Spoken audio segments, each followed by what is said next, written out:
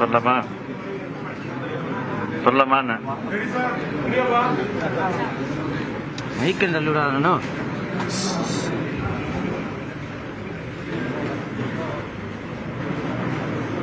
மிகுந்த துயரத்தோடு மிகவும் கனத்த இதயத்தோடு உங்கள் முன்னாலே நான் நின்று கொண்டிருக்கிறேன். கரூர்ல நடந்திருக்கக்கூடிய இந்த கொடூரமான செயலை பற்றி, விபத்தை பற்றி விவரிக்க முடியாது. அந்த அளவுக்கு ஒரு சோக சூழ்நிலை ஏற்பட்டிருக்கு.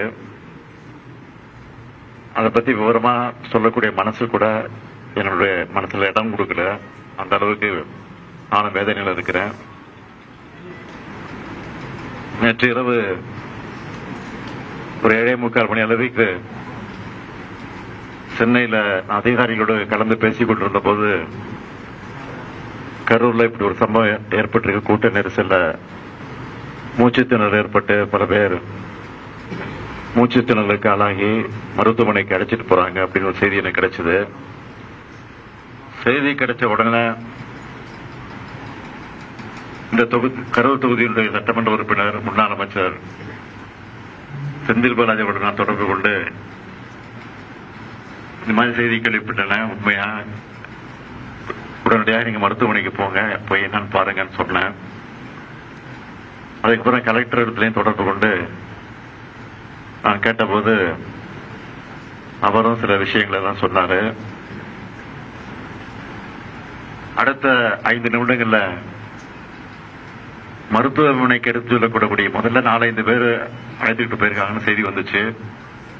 அப்புறம் போக போக பாத்தீங்கன்னா அதிகமான பேரை மருத்துவமனைக்கு தூக்கிட்டு போறாங்க அப்படின்னு செய்தி தொடர்ந்து வந்துட்டு இருந்துச்சு. அதுக்கப்புறம் பார்த்தா மரண செய்திகள் வர ஆரம்பிச்சிருச்சு. நான் கொஞ்சமும் எதிர்பார்க்கல. மரண செய்தி வர ஆரம்பிச்சோன்னே எனக்கு ஒரு அச்சம் ஏற்பட்டு உடனடியாக இந்த மாவட்டத்தினுடைய சுற்று வட்டாரத்தில் இருக்கக்கூடிய நம்முடைய அமைச்சர் பெருமக்கள், சுற்று பக்கத்தில் இருக்கக்கூடிய மாவட்டங்கள் இருக்கக்கூடிய அமைச்சர் பெருமக்கள் எல்லாம் தொடர்பு கொண்டேன். அந்த அடிப்படையில் அன்பில் மகேஷ் தஞ்சாவூருக்கு போயிட்டு இருந்தாரு. அவரை தொடர்பு கொண்டு உடனடியாக கரூருக்கு போக சொல்லி உத்தரவு போட்டு அவர் வந்தாரு. அதுக்கு பிறகு நம்முடைய மக்கள் நல்வாழ்வுத்துறை அமைச்சர் மா சுப்பிரமணியத்தை சென்னையிலிருந்து உடனடியாக போய் என்னன்னு பாருங்க அப்படின்னு அவரையும் அனுப்பிச்சு வச்சேன்.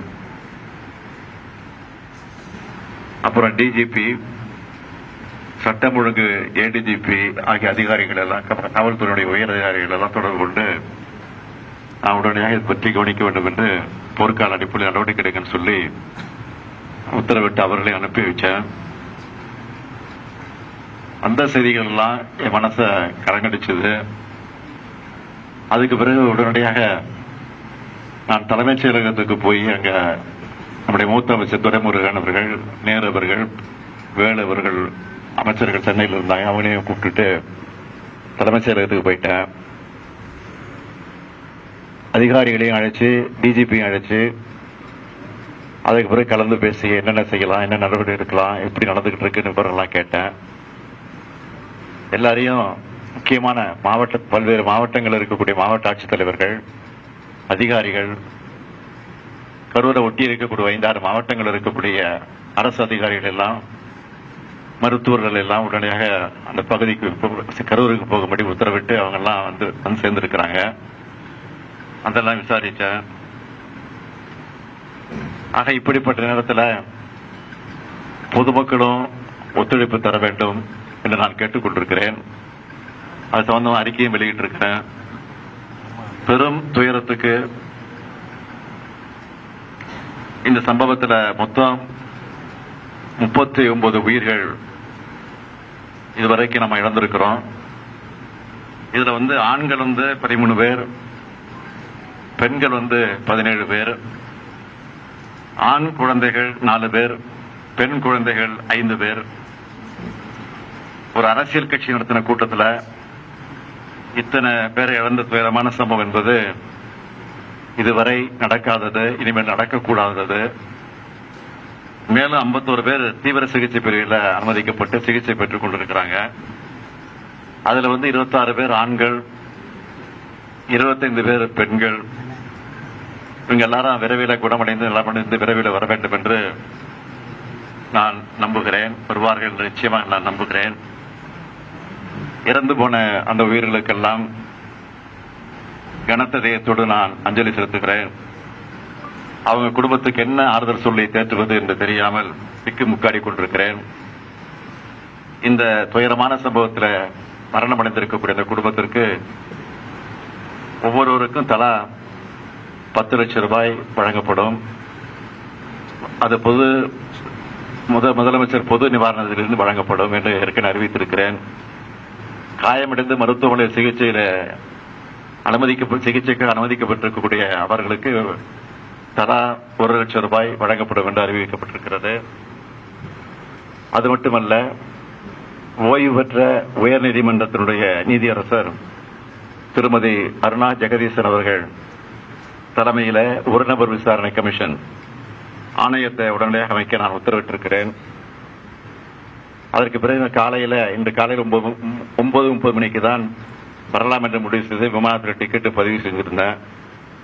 ஆனால் இந்த கொடூரமான காட்சிகள் எல்லாம் தொலைக்காட்சியில் பார்த்தபோது எனக்கு மனசு கேட்கல. வீட்டில் இருக்கவே என்னால் முடியல.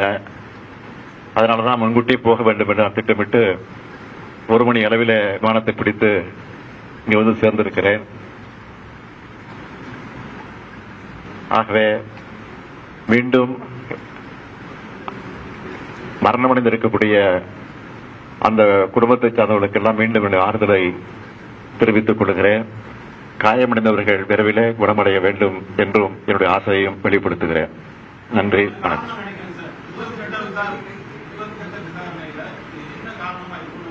அதுக்குதான் உயர்நீதிமன்றத்தினுடைய ஓய்வு பெற்ற நீதிபதி தலைமையில் ஆணையம் அமைக்கப்பட்டிருக்கு.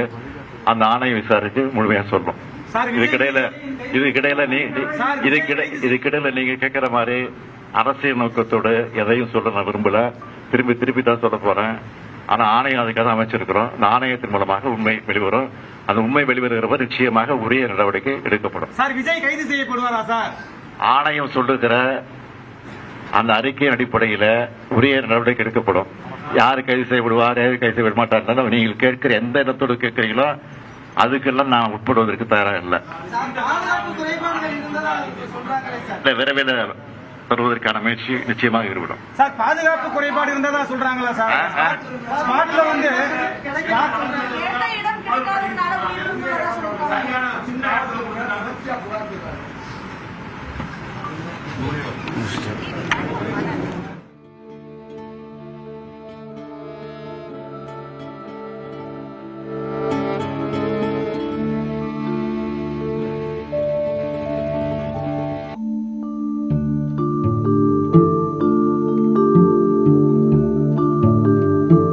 கொண்டிருக்கிறேன்.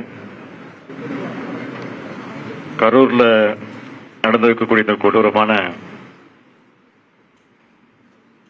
செயலை பற்றி, விபத்தை பற்றி விவரிக்க முடியாது. அந்த அளவுக்கு ஒரு சோக சூழ்நிலை ஏற்பட்டிருக்கு. அதை பத்தி விவரமா சொல்லக்கூடிய மனசு கூட என்னுடைய மனசுல இடம் கொடுக்கல. அந்த அளவுக்கு நானும் வேதனையில் இருக்கிறேன். நேற்று இரவு ஒரு 7:45 மணி அளவுக்கு சென்னையில அதிகாரிகளோடு கலந்து பேசிக் கொண்டிருந்த போது கரூர்ல இப்படி ஒரு சம்பவம் ஏற்பட்டிருக்க. கூட்ட நெரிசல்ல மூச்சுத்திணறல் ஏற்பட்டு பல பேர் மூச்சுத்திணறலுக்கு ஆளாகி மருத்துவமனைக்கு அழைச்சிட்டு போறாங்க அப்படின்னு ஒரு செய்தி எனக்கு கிடைச்சது. செய்தி கிடைச்ச உடனே இந்த கரூர் தொகுதியினுடைய சட்டமன்ற உறுப்பினர் முன்னாள் அமைச்சர் செந்தில் பாலாஜியோடு நான் தொடர்பு கொண்டு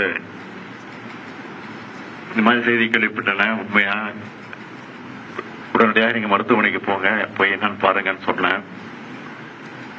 அதுக்கப்புறம் கலெக்டர் இடத்துலயும் தொடர்பு கொண்டு நான் கேட்டபோது அவரும் சில விஷயங்களை தான் சொன்னாரு. அடுத்த 5 நிமிடங்கள்ல மருத்துவமனைக்கு எடுத்து சொல்லக்கூடக்கூடிய முதல்ல 4-5 பேர் அழைத்துக்கிட்டு போயிருக்காங்கன்னு செய்தி வந்துச்சு. அவரை போக போக பாத்தீங்கன்னா அதிகமான பேரை மருத்துவமனைக்கு தூக்கிட்டு போறாங்க அப்படின்னு செய்தி தொடர்ந்து வந்துட்டு இருந்துச்சு. அதுக்கப்புறம் பார்த்தா மரண செய்திகள் வர ஆரம்பிச்சிருச்சு. நான் கொஞ்சமும் எதிர்பார்க்கல. மரண செய்தி வர ஆரம்பிச்சோன்னே எனக்கு ஒரு அச்சம் ஏற்பட்டு உடனடியாக இந்த மாவட்டத்தினுடைய சுற்று வட்டாரத்தில் இருக்கக்கூடிய நம்முடைய அமைச்சர் பெருமக்கள், சுற்று பக்கத்தில் இருக்கக்கூடிய மாவட்டங்கள் இருக்கக்கூடிய அமைச்சர் பெருமக்கள் எல்லாம் தொடர்பு கொண்டேன். அந்த அடிப்படையில் அன்பில் மகேஷ் தஞ்சாவூருக்கு போயிட்டு இருந்தாரு. அவரை தொடர்பு கொண்டு உடனடியாக கரூருக்கு போக சொல்லி உத்தரவு போட்டு அவர் வந்தாரு. அதுக்கு பிறகு நம்முடைய மக்கள் நல்வாழ்வுத்துறை அமைச்சர் மா சுப்பிரமணியத்தை சென்னையிலிருந்து உடனடியாக போய் என்னன்னு பாருங்க அப்படின்னு அவரையும் அனுப்பிச்சு வச்சேன்.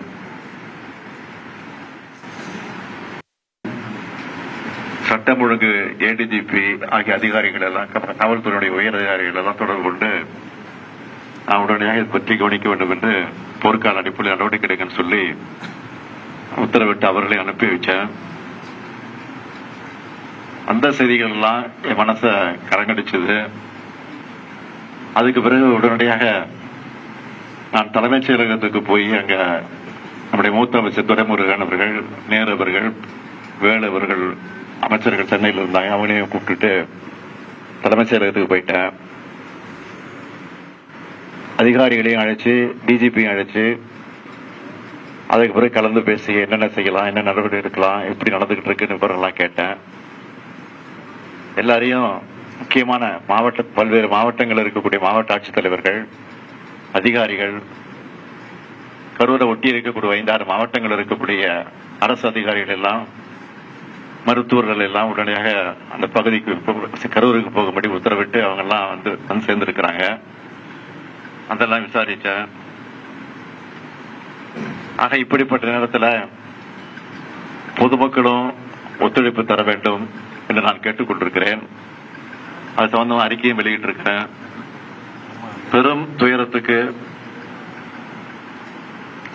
இந்த சம்பவத்தில் மொத்தம் 39 உயிர்கள் இதுவரைக்கும் நம்ம இழந்திருக்கிறோம். இதுல ஆண்கள் 13 பேர், பெண்கள் 17 பேர், ஆண் குழந்தைகள் 4 பேர், பெண் குழந்தைகள் 5 பேர். ஒரு அரசியல் கட்சி நடத்தின கூட்டத்தில் இத்தனை பேரை இழந்த துயரமான சம்பவம் என்பது இதுவரை நடக்காதது, இனிமேல் நடக்கக்கூடாதது. மேலும் 51 பேர் தீவிர சிகிச்சை பிரிவில் அனுமதிக்கப்பட்டு சிகிச்சை பெற்றுக் கொண்டிருக்கிறாங்க. அதுல 26 பேர் ஆண்கள், 25 பேர் பெண்கள்.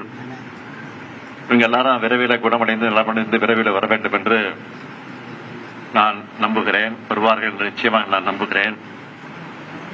இறந்து போன அந்த உயிர்களுக்கெல்லாம் கனத்த இதயத்தோடு நான் அஞ்சலி செலுத்துகிறேன்.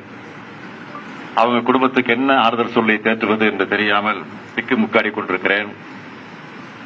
இந்த துயரமான சம்பவத்தில் மரணமடைந்திருக்கக்கூடிய அந்த குடும்பத்திற்கு ஒவ்வொருவருக்கும் தலா 10 லட்சம் ரூபாய் வழங்கப்படும். அது முதலமைச்சர் பொது நிவாரணத்திலிருந்து வழங்கப்படும் என்று, காயமடைந்து மருத்துவமனை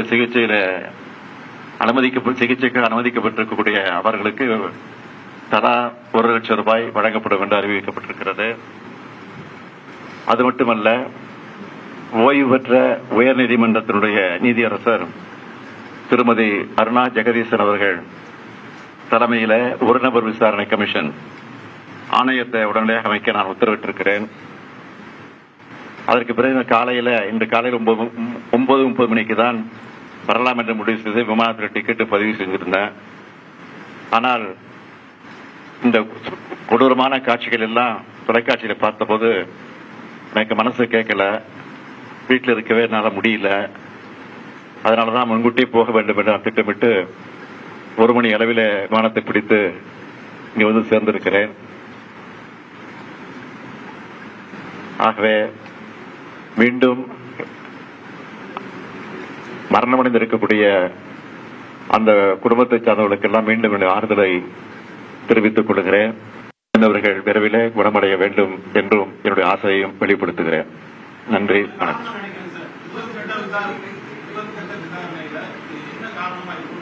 அதுக்குதான் உயர்நீதிமன்றத்தினுடைய ஓய்வு பெற்ற நீதிபதி தலைமையில ஆணையம் அமைக்கப்பட்டிருக்கு. அந்த ஆணையம் விசாரிச்சு முழுமையா சொல்றோம். சார்,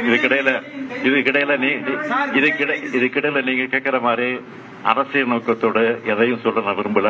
திருப்பி தான் சொல்ல போறேன். ஆனா ஆணையம் அதுக்காக அமைச்சிருக்கிறோம். அந்த ஆணையத்தின் மூலமாக உண்மை வெளிவரும். அந்த உண்மை வெளிவருகிறவர் நிச்சயமாக உரிய நடவடிக்கை எடுக்கப்படும். சார், விஜய் கைது செய்யப்படுவாரா சார்? ஆணையம் சொல்லுகிற அந்த அறிக்கையின் அடிப்படையில உரிய நடவடிக்கை எடுக்கப்படும்.